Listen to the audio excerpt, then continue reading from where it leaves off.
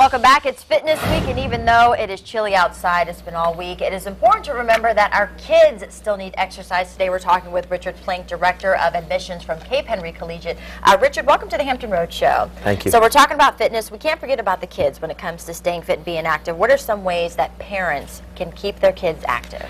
I think the first thing they want to do is look at their schools for opportunities. I know one of the things that we do with our young children, starting with 3- and 4-year-olds all through the lower school, is we get them involved daily, not just with recess time, but with organized activities. They have physical education 5 days a week, basing on skill development, looking at teamwork, and really getting those skills built into students at a young age.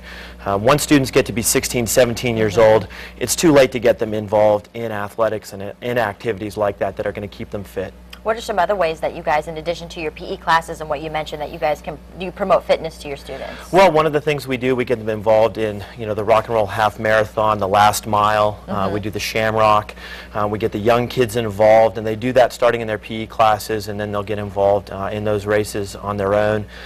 We also do, through our dining service, we actually color code all of our food so that the kids have some ideas of what's good for them and what's not, because fitness isn't just being active, it's also learning those habits of what's good to eat and what's not good to eat, and that happens again at a young age. Do you notice a difference in your students when they're active and being fit and getting out there at recess and physical education versus not so much?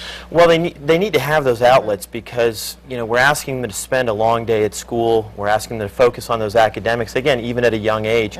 And so they've got to have those outlets, and you need to have the sort of the unorganized outlets like the recess time, but then you need to have those organized times, physical education, where they can really develop those skills and feel good about themselves and burn off some of that energy that they have. I know, so when they go home to mom and dad, they're a little bit more mellow. Exactly. Let's talk about the school a little bit. What sort of financial assistance do you offer for families that want to have their kids go there? Well, we understand in an economy like this, everybody's watching their money, and I think it's important as a school that we recognize that it is expensive to send a student to independent school, especially if you have more than one child.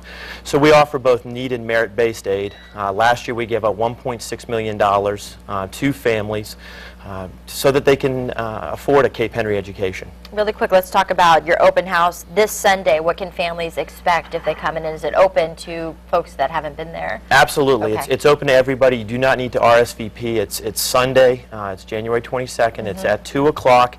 We promise to have all those football families home to watch, the games. But it's really a great opportunity for them to get to meet some administrators. We also have some seniors on campus so that they can talk about their experience.